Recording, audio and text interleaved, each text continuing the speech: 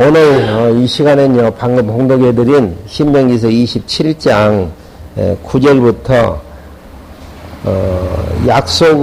언약으로 약속해 주시는 내용 가운데에서 불순종자에게 경고하시는 내용부터 시간 되어지는 데까지 여러분들에게 강론해 드리려고 합니다. 방금 봉독해드린 신명기서 27장의 성경적 이치는요, 하나님께서 애굽에서 이스라엘 백성을 이끌어 내셔서 광야에서 세대교체를 시켜주십니다. 그래서 이제 가나안 땅 들어가기 직전에 이제 놓여 있는데요.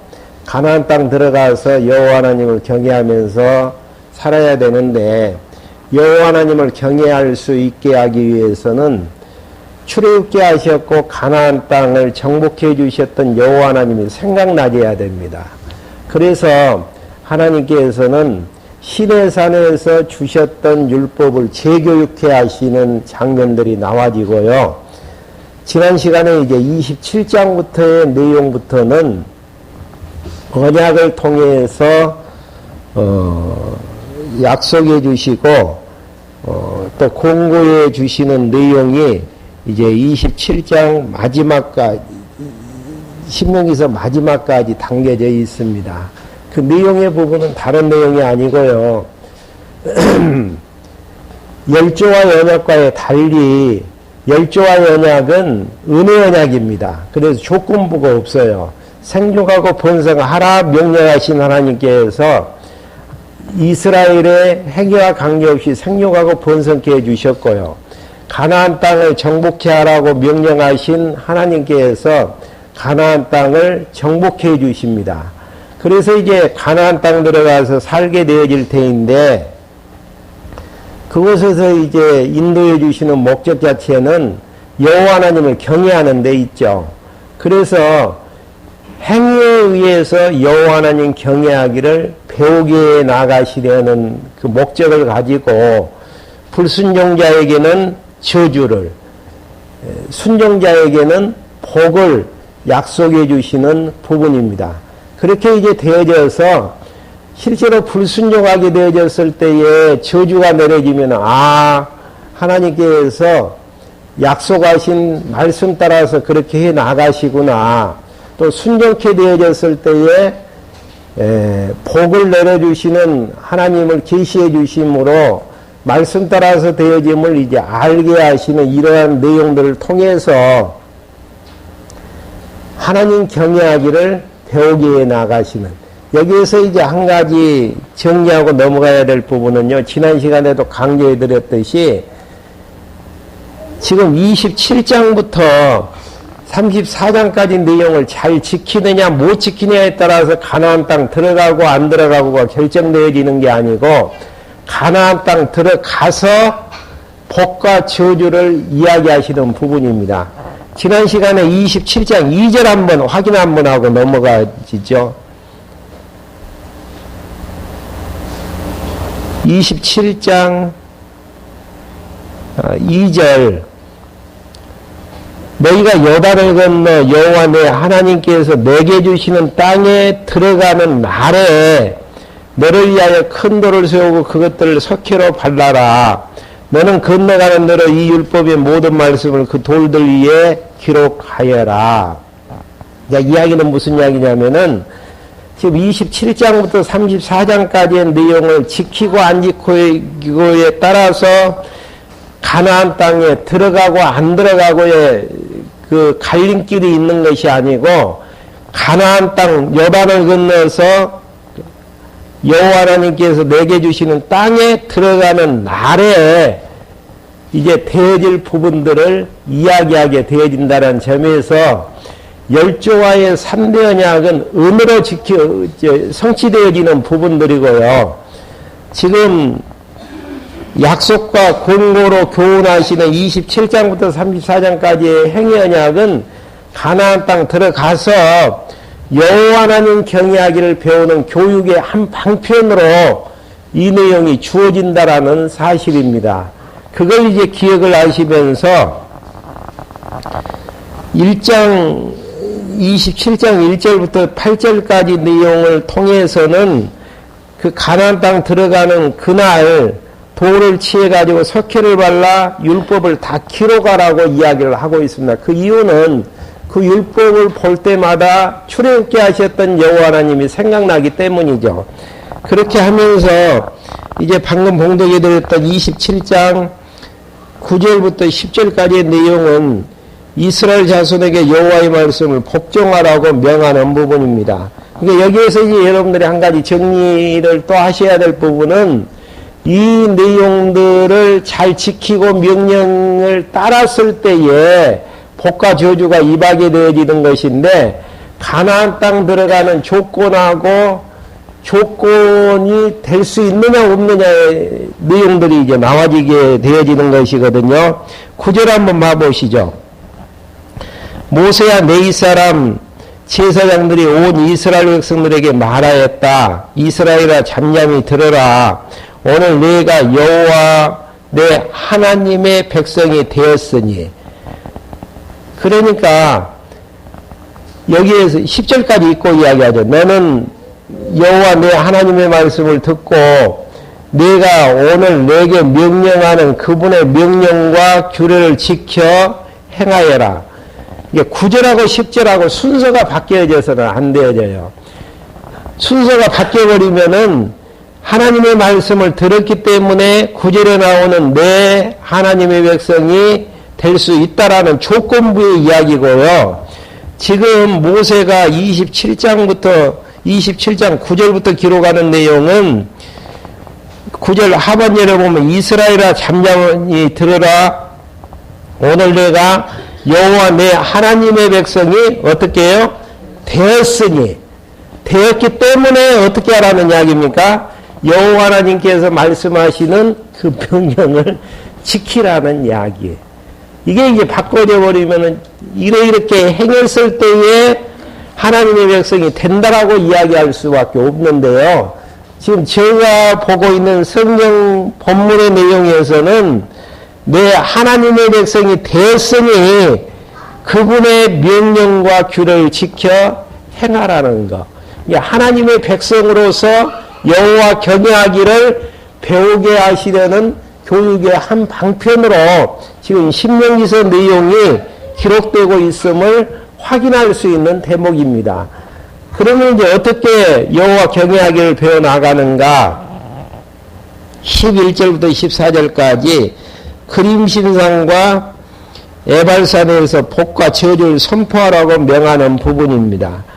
그날에 모세가 백성에게 명령하였다. 너희가 요단을 건넌 후 백성을 축복하기 위하여 그림심산에 서야 할 지파는 시몬과 레위와 유다와 이사갈과 요셉과 베냐민이며 저주하기 위하여 에발산에 서야 될 지파들은 누벤과 갓과 아셀과 스불론과 단과 납달리이다. 두 산으로 나누어져서 저주에 대한 부분과 복에 대한 부분을 이제 선포하기 위함이죠. 내 사람들은 큰 소리로 이스라엘 모든 사람에게 대답하여 말하여라. 그렇게 이제 하면서 15절부터 26절까지 불순종자에게 저주를 선포하며 아멘 하라고 명하는 부분입니다. 여기서 이제 아멘이라는 의미 자체는 그렇게 되어질지어다. 다시 이제 의미적으로 이제 설명을 하면은 여호와께서 허락하신 대로, 약속하신 대로 그렇게 되어지기를 바랍니다. 그러니까 여호와께서 규례와 법들을 선포하실 때에 그 약속대로 되어지기를 바랍니다. 거기에 대한 화답으로 아멘이라고 이제 외치라고 명하는 부분들입니다. 그럼 어떻게 명령을 하고 어떻게 약속대로 행하기를 바라는가?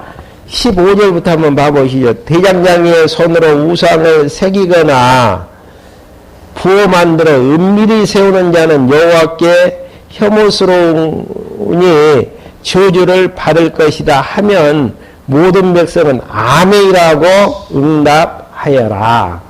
왜 우상 섬기면 안 되어지죠? 출애굽게 하셨던 여호와 하나님은 보이지 않는 여호와시단 말입니다. 근데 보이는 우상을 만들어서 거기에 절하고 섬기게 되어지면은 보이지 않는 출애굽게 하셨고 가나안 땅을 정복케 하셨던 여호와 하나님을 잊어버리고 망각할 수 있기 때문에 그렇게 이제 되어지기를 아멘하라는 이야기죠. 그 다음에 이웃의 경계색을 옮기는 자는 저주를 받을 것이다 하면 백성은 아멘이라고 말하여라. 왜 이웃의 경계색을 옮기면 안 되어지죠? 하나님께서 가나안 땅을 주시면서 여러 가지 경계를 정해서 기업으로 이제 분배해 주셨단 말입니다. 그것을 옮겨버리면 가나안 땅을 기업으로 주신 여호와 하나님을 잊어버릴 수 있기 때문에. 그 다음에 눈먼 사람의 길을 잘못 인도하는 자는 저주를 받을 것이다 하면 모든 백성은 아멘이라고 하여라. 왜 소경을 잘못 인도하면 저주를 받게 되어지죠? 애굽에서 이제 이스라엘 백성들이 나와서 40년 동안은 광야길로 걸어갈 때에 불기둥과 구름기둥으로 하나님이 인도해 주셨잖아요. 어두운 소경 같은 이스라엘 백성들을 그렇게 인도해 주셨는데 만약에 소경을 잘못 인도해 가지고 구덩이에 빠지게 한다든지 이런 일이 있게 되어지면은 광야 40년 동안 소경된 이스라엘 백성들을 인도하셨던 여호와 하나님을 생각나지 않게 되어지는 이런 이제 현상들이 이루어지게 되어지는. 그 다음에 19절. 나그네와 고아와 과부의 재판을 공정하게 하지 않는 자는 저주를 받을 것이다 하면 모든 백성은 아멘이라고 하여라. 여기서 나그네, 고아, 과부. 여러분들이 잘 아시는 부분이죠. 왜 이들을 공정하게 재판해서 공정하게 이제 판결해 줘야 되는가? 이스라엘 백성들이 400년 동안 종살이 할 때에 가나안 땅을 떠난 나그네 생활을 했단 말입니다. 그리고 아버지를 떠난 가나안 땅을 주신 아버지를 떠난 고아처럼 이제 400년 동안 종살이 하게 되어졌고요. 또 이제 남편 대신 하나님을 이제 잊어버린 400년 동안의 노예 생활을 했던 이스라엘 백성들에게 나그네나 고아나 과부를 돌보게 되어지는 걸 통해서 무엇을 생각하기 위함입니까? 400년 동안 자기들도 그렇게 살았던 것들을 다시 확인케 하시는 내용을 통해서 가나안 땅에서 남편 되어 주시고 주인으로서 또 이제 아버지를 모시고 살 수 있는 여호와 하나님을 다시 한번 생각나게 하시려는 그런 부분들이죠. 그러면서 20절부터 23절까지는 통관과 강간을 행하는 자는 저주가 선포되기를 화답하라는 이야기죠. 자기 아버지의 아내와 동침하는 것은 자기 아버지를 욕되게 하는 일이므로 저주를 받을 것이다 하면 모든 백성은 아멘이라고 말하여라. 어떤 짐승이든지 그것과 교접하는 자는 저주를 받을 것이다 하면 모든 백성은 아멘이라고 말하여라. 자매 곧 자기 아버지의 딸이나 자기 어머니의 딸과 동침하는 자는 저주를 받을 것이다 하면 모든 백성은 아멘이라고 하여라. 장모와 동침하는 자는 저주를 받을 것이다 하면 모든 백성은 아멘이라고 하여라. 왜 이제 통간이라든지 강간을 행하는 자는 저주가 임하게 되어지는 것인가? 가정질서가 파괴가 되어지면은 생육하고 번성하는데 지장이 올 수밖에 없죠. 생육하고 번성하는 것들이 문제가 되어지면 무슨 현상이 일어나지죠? 생육하고 번성케 하셔서 가나안 땅까지 인도하셨던 여호와 하나님이 생각나지 않잖아요. 신앙생활을 하는 데 있어서 가장 무서운 적 하나가 여호와 하나님이 생각나지 않는 현상이에요. 욕심으로 가득 찼기 때문에 생각나지 않는다든지 다른 생각으로 가득 차 있기 때문에 생각나지 않죠. 그러면 여호와 하나님이 생각나지 않는데 여호와 하나님을 경외하면서 산다라는 것은 있을 수 없잖아요. 그래서 이러한 이제 생각에 대한 정리들을 하기 위해서 이런 부분들의 저주를 선포하게 되어지고 그렇게 되어졌을 때에 아멘이라고 화답을 할 것을 명하는 부분들이죠. 그러면서 이제 25절부터 26절까지 무지한 자를 죽이려고 뇌물을 받는 자는 저주를 받을 것이다 하면 모든 백성은 아멘이라고 말하여라. 이야기는 생명의 주인은 누구죠? 하나님이시죠. 애굽의 장자들은 다 죽여버렸는데 이스라엘의 장자들은 어린 양의 피를 통해서 다시 살림을 받게 하셨잖아요. 그러니까 하나님이 생명의 주인 되어주시는 분이신데 이러한 부분들을 생각나게 하기 위해서는 생명을 마음대로 자기 마음대로 경시하게 되어졌을 때는 생명의 주인 되신 여호와 하나님을 잊어버릴 수밖에 없단 말입니다. 이러한 생각들을 없애버리기 위해서 그렇게 하시려는, 그러면서 이 율법의 말씀을 지켜 행하지 않는 자는 저주를 받을 것이다 하면 모든 백성은 아멘이라고 말하여라. 그러니까 저주를 받는 그 자체가 대상이 누구예요? 지금 선택한 하나님의 백성들을 향해서 가나안 땅에 들어가서 살게 될 하나님의 백성들을 향해서 저주를 받게 하심으로, 왜 저주를 받게 하시죠? 아주 이제 저주라는 부분에서는 하나님의 자녀로서의 탈락을 이야기하는 부분이 아니고 하나님의 자녀로서의 징계를 의미하는 부분으로서 여호와 하나님 배우기를 경외하게 하시는 하나님의 섭리의 부분들이죠. 이러한 이제 율법의 말씀들을 지키지 않았는데 복 받으면서 산다? 있을 수가 없잖아요. 이러한 부분들은 우리에게 이제 바로 적용시키다 보면은 저주가 될 수밖에 없죠. 근데 이 부분은 누구에 대한 예언이라고 지금 정리하고 있죠? 보내주실 그리스도.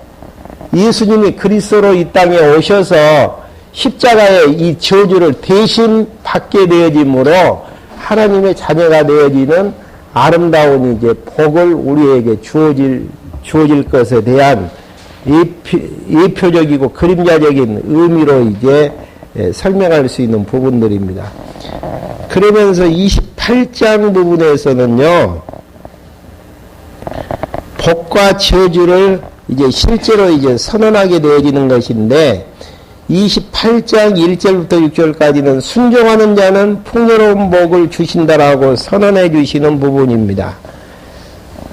내가 여호와 내 하나님의 말씀을 진심으로 듣고 오늘 내가 내게 명하는 그분의 명령을 지켜 행하면 여호와 내 하나님께서 너를 그 땅의 모든 민족들 위에 뛰어나게 해 주실 것이다. 내가 여호와 내 하나님의 말씀을 순종하면 이 모든 복이 내게 와서 너를 따를 것이니 네가 성읍으로 들어가도 복받고 들에서도 복을 받을 것이며 너의 태의 열매들과 내 땅의 열매와 내 가축의 열매와 내 소와 양의 새끼들이 복을 받을 것이고 내 강주리와 내 반죽 그릇이 복을 받을 것이며 네가 들어가도 복받고 네가 나가도 복을 받을 것이다. 많이 들었던 내용이죠. 예. 넘치도록 복을 하나님의 말씀을 들었을 때 받게 되어지듯. 실제로 그러면 이 내용을 우리하고 어떻게 적용을 시켜야지요? 우리가 가난하게 사는 것은 여호와의 말씀대로 살지 못했기 때문에 그럽니까? 그러면 역으로 이야기를 한다면은 지금 물질적으로 풍요를 누리는 분들은 여호와의 말씀대로 살아서 그렇게 되어지냐 그 이야기예요. 서구에 살아나가는 사람들, 그 다음에 10대 재벌들, 30대 재벌들 다 이 말씀대로 살아서 그렇게 복받고 살게 되어지죠. 구약에 대한 모든 것들은 모형적인 부분들이에요. 모형적인 부분들이기 때문에 장차 오실 그리스도에게 다 집중되어진단 말입니다. 그렇기 때문에 우리가 받는 복은 그리스도를 통해서 받는 복, 구약의 복은 육체적이고 물질적이고 현세적인 복이에요. 그럼 신약의 복은 그리스도를 통해서 받는 복인데 내세적이고 영적이고 신령한 복으로 우리에게 주어지는 복이란 말입니다.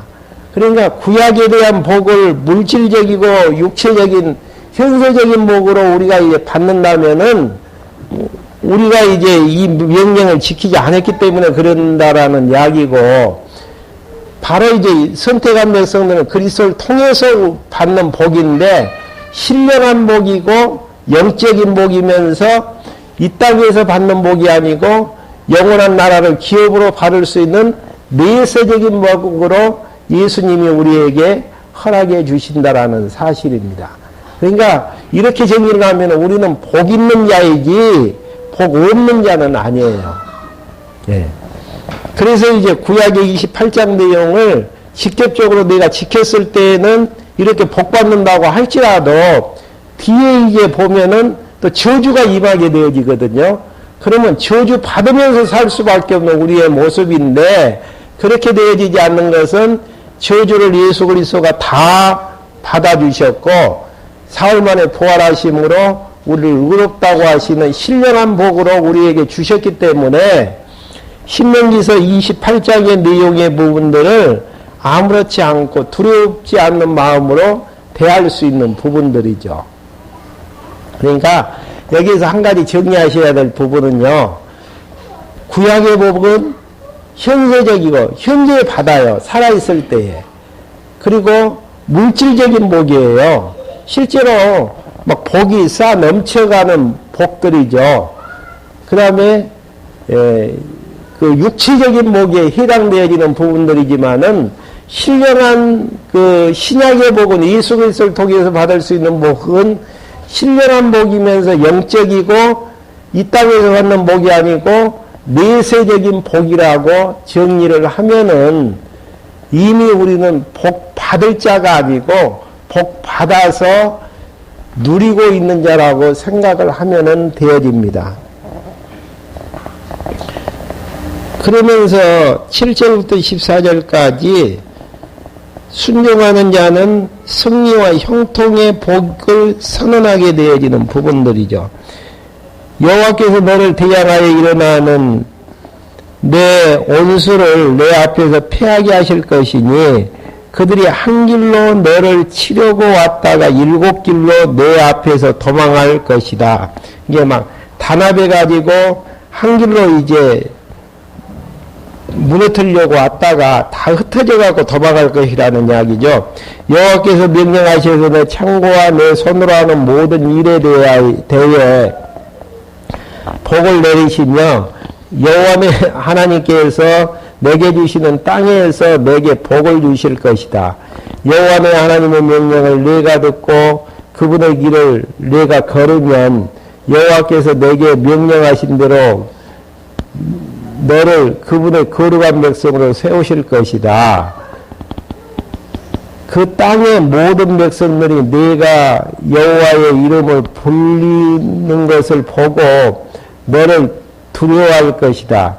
여호와께서 내게 주시겠다고 내 조상에게 맹세하신 땅에서 내 태 열매에서 난 자식들과 내 가축의 열매와 내 땅의 열매로 그분께서 너를 풍성하게 해주실 것이다.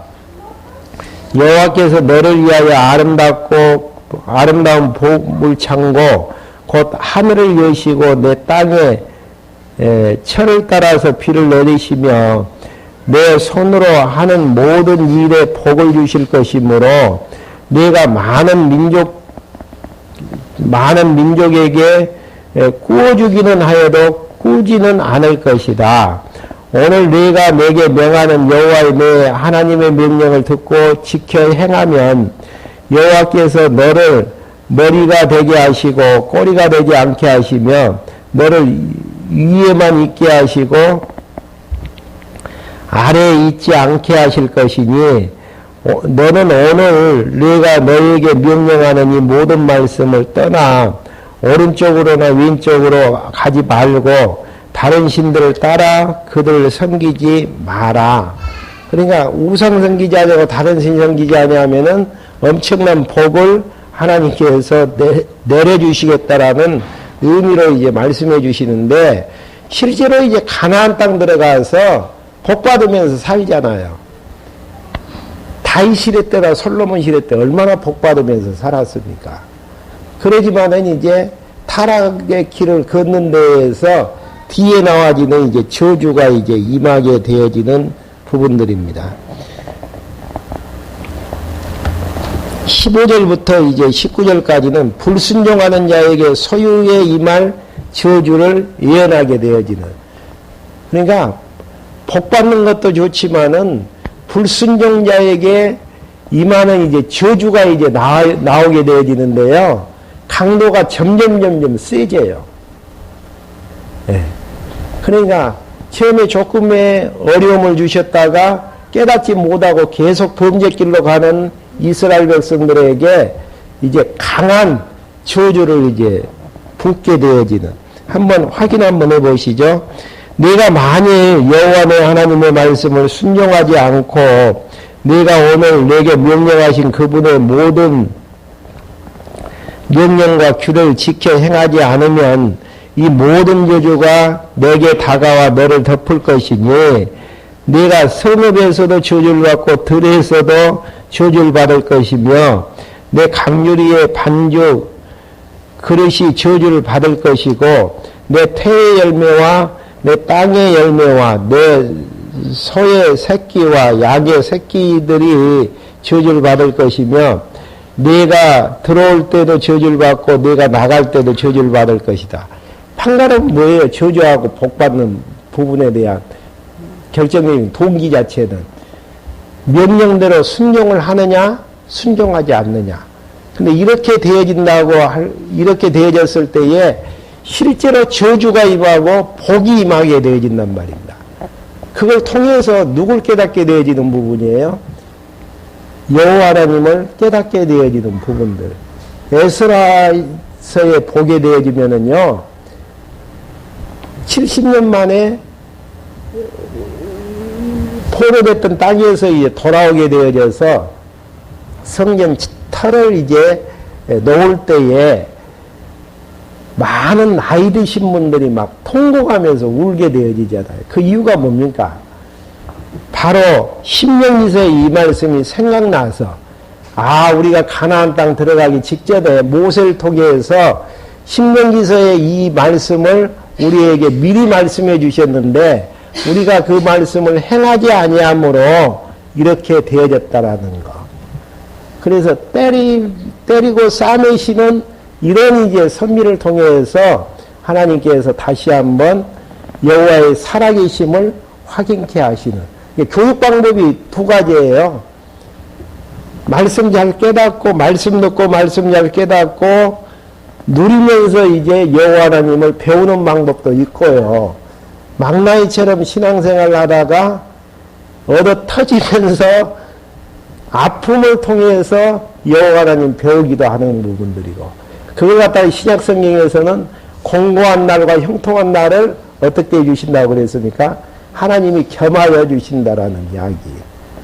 형통한 날이 있거든 복받으면서 찬송하는 것이고 공고한 날이 있거든 여호와 하나님 바라보면서 기도하면서 이제 살아나가는 모습들. 그러니까 공고한 날이 좋다, 형통한 날이 좋다라고 우리는 생각할 수 있지만은 어차피 우리는 하나님이 작정하신 프로그램대로 살아나갈 수밖에 없어요. 그렇게 됐을 때 유익이 뭡니까? 거룩한 하나님의 백성으로 완성이 되어져서 요단강 건너서 주님 앞에 서게 되어지는 이런 이제 선택의 특권이 우리에게 주어졌다라는 사실. 그러지만 이러한 이제 거룩한 백성이 되어지는 과정 속에서의 아픔도 있고 고통도 있고 저주도 있고 또 복도 있고 넘치는 축복도 있는 부분들이죠. 그러면서 이제 계속해서요 20절부터 24절까지 불순종하는 자에게 질병에 대한 저주를 예언하게 되어집니다. 질병이 실제로 와요. 내가 나를 버린 그 모든 악한 행위 때문에 여호와께서 내 손으로 하는 모든 일에 너를 망하게 하시되 망하게 하시는 이유가 뭡니까? 악한 행위 때문에 망하게 하신다라는 거. 속히 파멸할 때까지 저주와 혼란과 책망을 내리실 것이다. 여호와께서 네가 들어가 차지할 땅에서 너를 멸하실 그때까지, 여기도 또 나오네요.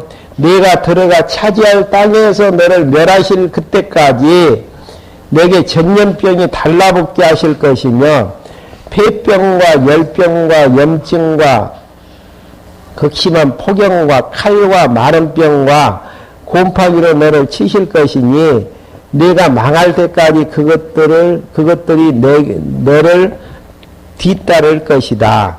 내 머리 위에 있는 하늘은 노시 되고 내 아래에 있는 땅은 새가 될 것이다. 여호와께서 내 땅에 비 대신 먼지와 티끌을 내리실 것이니 네가 망할 때까지 그것들이 하늘에서 내릴 것이다.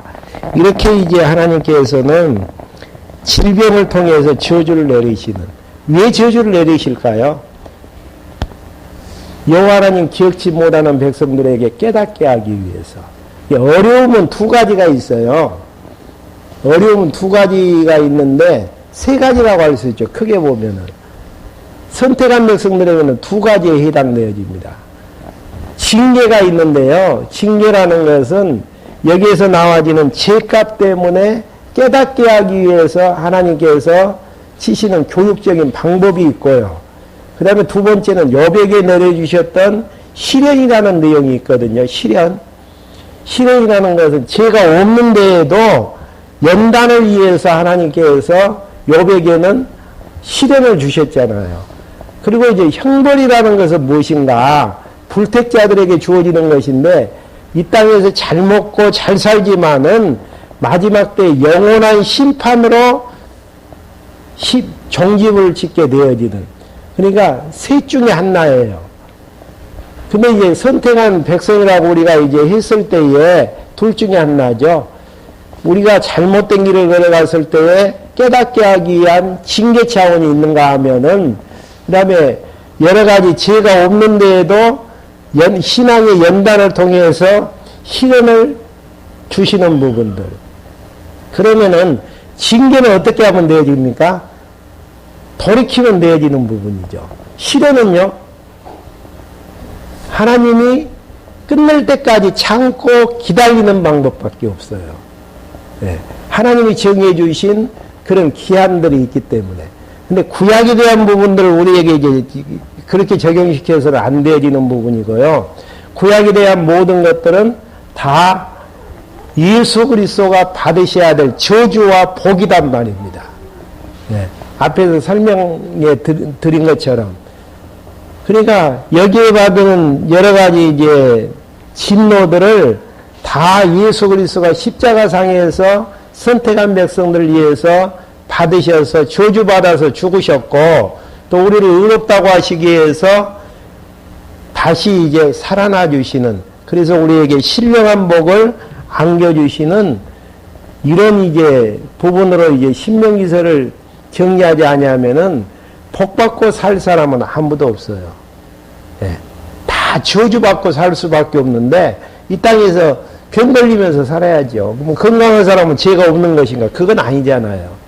하나님께서 예수 그리스도의 지체들에게 이제 아픔을 주시는 이유는 깨닫게 하시기 위한 방법으로 이제 하시는 부분들도 있고, 또 이제 나에게만 어려움이 오늘 있다고 할지라도 또 다음 사람은 평안하다면은 신앙생활 잘해서 그러는가? 그건 아니에요. 또 이제 하나님께서 교육의 프로그램에 시점이 오게 되어지면은 공고한 날과 형통한 날 겸하여 받을 수밖에 없는 현상으로 이제 진행이 되어지는, 그러니까 좋은 일이 생겼을 때에도 긴장할 필요가 있고요. 또 이제 어려운 일이 생겼을 때도 긴장하면서 하나님의 선하신 뜻이 무엇인가를 분별하면서 살아가는 모습들이 아름다운 모습들이죠. 그 다음에 이제 25절부터 35절까지는 불순종자에게 전쟁에 의한 재앙. 그러니까 소유에게, 내가 가지고 있는 소유에게 임할 재앙에서 질병으로 와졌죠. 몸에게 이제 닥치죠. 전쟁하다 보면 죽을 수도 있잖아요. 아픔이 배가 되어지는 것이고. 전쟁으로 인한 재앙이 이제 25절부터 나와 있습니다. 한번 봐보죠.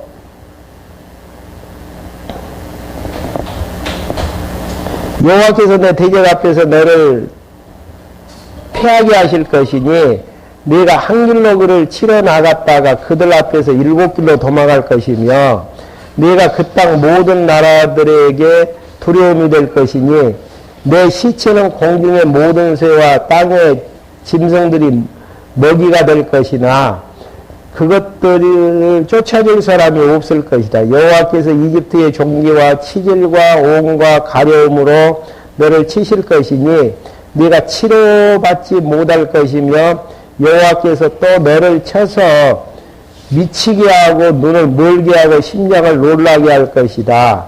네가 눈먼 사람이 어두운 데에서 더듬은 것처럼 대낮에도 더듬을 것이며 내 길에서 네가 평탄하지 못하여 항상 압제와 착취를 당하겠지만 너를 구해줄 사람이 없을 것이며 하나님께서 버리시는데 이렇게 버리셔요.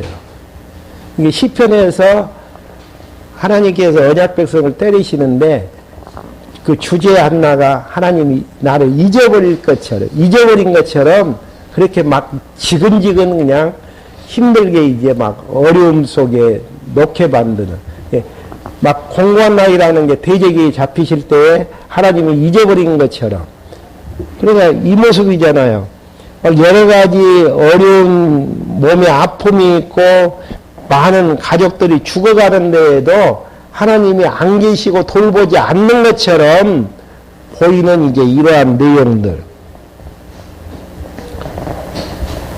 그러면 네가 한 여자와 약혼하더라도 다른 남자가 그 여자와 함께 누울 것이고 네가 집을 건축하였다 하더라도 네가 거기서 살지 못할 것이며 네가 포도원을 가꾸더라도 포도를 거두지 못할 것이며 참 얼마나 화병나는 일들입니까? 자기가 땀 흘려서 씨앗을 뿌리고 또 집을 지어놨는데 거기서 잠자지도 못하고 열매 맺지도 못하고 누가 그렇게 하신다라는 이야기예요. 하나님께서. 왜요? 여호와 하나님 기억에서 생각나게 하시려는. 그러니까 우리가 생각할 삶을 살아나가면서 의미있게 사는 방법은 왜 하나님이 이렇게 하실까? 왜라는 질문을 던질 수만 있으면 아름다운 삶이 진행될 수 있는 것이죠. 공고한 날이 오면 왜 공고한 날 하나님이 허락해 주셨을까? 형통한 날 주셨으면 왜 하나님께서 형통한 날 주시고 남들보다 새끼 굶주리지 아니하고 살 수 있게 하셨을까? 네. 남들은 그냥 하는 일마다 꼬이는데 나는 왜 이렇게 잘 풀려 나갈까? 왜 하나님이 이렇게 하셨을까? 땀 흘려서 성실하게 산다고 하는데 참 어려움 속에서 사시는 분들 너무너무 많잖아요. 왜 하나님께서 이렇게 하실까? 왜라는 질문만 던질 수 있으면은 아름다운 의미 있는 삶을 살 수 있는데 우리는 어떻게라는 질문을 던져버리죠. 어떻게 하면 이 환경에서 벗어날까? 어떻게 하면은 이 복 남에게 뺏기지 않냐고 나만 누리면서 살 수 있을까? 세상에 어떻게 되든지 나만 행복하면 되어지는데 어떻게 이제 초점을 맞추는. 근데 의미 있는 생각이라는 왜 그렇게 하실까? 이스라엘 백성들에게 이런 것들은 미리 이야기하는 이유는 다른 게 아니잖아요. 이런 어려움이 닥치게 되어졌을 때 왜 하나님이 어려움을 주실까? 이것만 생각을 하게 되어지면은 여호와 하나님 앞으로 돌아갈 수밖에 없잖아요. 선지서에 대한 기록문이 없을 수도 있는 부분들이고요. 근데 선지서에 대한 내용들 때리고 싸매는 하나님의 섭리, 흩었다가 모으시고 세웠다가 허시는 이런 것들이 계속 반복되어지는 이유는 여호와 하나님 선택한 백성들 배우기 위한 내용들이라니까.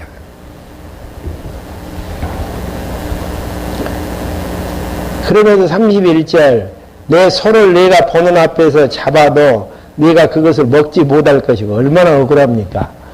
내 손을 잡았는데 고기 한 점 못 먹는다고 생각을 하면은 내 나귀가 내 앞에서 빼앗겼어도 그것을 내게 돌아오지 않을 것이며 내 양떼가 내 대적에게 넘겨졌어도 너를 구해줄 사람이 없을 것이다. 내 아들과 딸들을 다른 민족에게 빼앗겨 내가 바라보며 그들을 종일 기다릴 것이다. 내 손은 힘이 없게 될 것이다. 내 땅의 열매와 내 수고로 얻은 모든 것을 내가 알지 못하는 민족이 먹을 것이고 너는 항상 착취와 학대만을 받을 것이니 너는 내 눈으로 보는 것 때문에 어떻게 된다고요? 미치게 될 것이다. 전라도 말로 환장한다는 이야기죠. 참 힘들게 되어지는. 힘이 없는데 내 소유가 뺏기고 자녀들이 어려움을 당하는 걸 알면서도 내 손으로는 어떻게 할 수 없는 그 일을 누가 하신다고요? 하나님이 그렇게 하시는데 그 이유는요. 여호와 하나님 경외하기를 배우게 하시는 교육의 한 방편으로 본문 내용에서는 그래요. 근데 우리에게는 이런 일들이 물론 있을 수도 있지만은 불순종했다고 우리에게 이런 저주가 내려지지 않는 이유는 그 저주를 대신 예수 그리스도가 다 안고 십자가상에서 심장이 터져가지고 돌아가 주셨다라는 사실. 이거 생각만 해도 날마다 찬송하면서 살 수 있겠죠.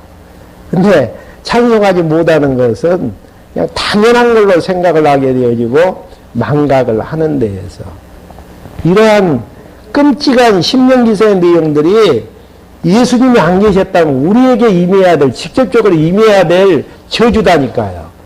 근데 이 저주가 우리에게 직접적으로 임하지 않는 이유는 하나님의 사랑의 은혜가 있었기 때문에 그걸 다시 한번 생각하는 거예요. 그러니까 우리는 신명기서의 내용들을 바라보면서 두려워하는 것이 아니고 내가 하나님의 은혜에 대한 사랑을 다시 한번 깨닫게 되어지는 계기가 될 수 있다라는 이야기죠. 그러면서 여호와께서 35절입니다. 내 무릎과 다리를 내가 치료할 수 없는 악성 용기로 치시어 그것이 발바닥에서 정수리까지 이르게 하실 것이다. 치료 약이 없다라는 거. 얼마나 아픔이에요. 네. 근데 왜 하나님이 이렇게 하실까? 왜라는 질문을 던질 수 있다면은 신약을 사는 우리들에게는 은혜로 복으로 이제 바꾸어져서 우리에게 이제 주어진다라는 사실. 어렵고 힘들어도 7, 80년에, 요새는 8, 90년의 인생이라고 할지라도 많이 와졌잖아요, 지금. 많이 왔단 말입니다. 이 땅에서의 시련에 대한 부분들, 여호와 하나님 경외하기를 배우게 하시려는 시련에 대한 부분들이지, 영원한 나라 요단강 건너서 주님 앞에 서게 되어지면은 그 모든 것들이 다 끝나게 되어지는. 어차피 이 땅에서는 광야는 광야예요. 영원한 안식처는 어디입니까? 요단강 건너가서. 그래서 이 땅에서 공고한 날이 있으면 있을수록 그 농도가 세면 셀수록 어디를 소망하게 되어져요. 야, 영원한 나라에 빨리 가졌으면 참 좋겠다. 이 땅에서 형통한 것보다는 공고한 날이 더 세면 셀수록 영원한 나라에 대한 소망이 있게 되어지고 소망 있는데 그 소망대로 이루어지길 바라면서 의미있게 살 수밖에 없는 것 아니겠습니까? 신명기서의 내용은 우리에게 아픔과 고통, 두려움을 주기 위한 부분들이 아니고 이 아픔과 고통, 두려움이 예수 그리스도를 통해서 깨끗이 해결되어졌다. 우리에게는 은혜와 복으로 주어졌다라는 사실들을 다시 한번 기억해 하시려는 하나님의 섭리의 부분입니다. 시간 다 됐네요. 36절부터의 내용은 다음 시간에 계속해서 공부할 수 있도록 하겠습니다. 기도하시겠습니다. 하나님 아버지, 저희들에게 신명기서의 두려운 부분들을 공복케 하여 주시고 신약을 사는 선택한 백성으로서 하나님의 은혜와 사랑이 얼마나 큰가를 다시 한번 느끼고 깨닫게 해주심을 감사함을 드립니다. 이미 우리는 신령한 복을 받았는데도 이 세상 육체적이고 현세적인 복 때문에 신령한 복을 잊어버리고 살아나갈 때가 있습니다. 저희들에게 날마다 주시는 일용할 양식의 말씀을 통해서 하나님의 은혜가 깨달아지게 하여 주시고 은혜에 대한 감동 속에서 행복한 신앙생활에 나아가는 저희들로 인도해 주시옵소서. 예수 그리스도의 이름으로 기도했습니다. 아멘.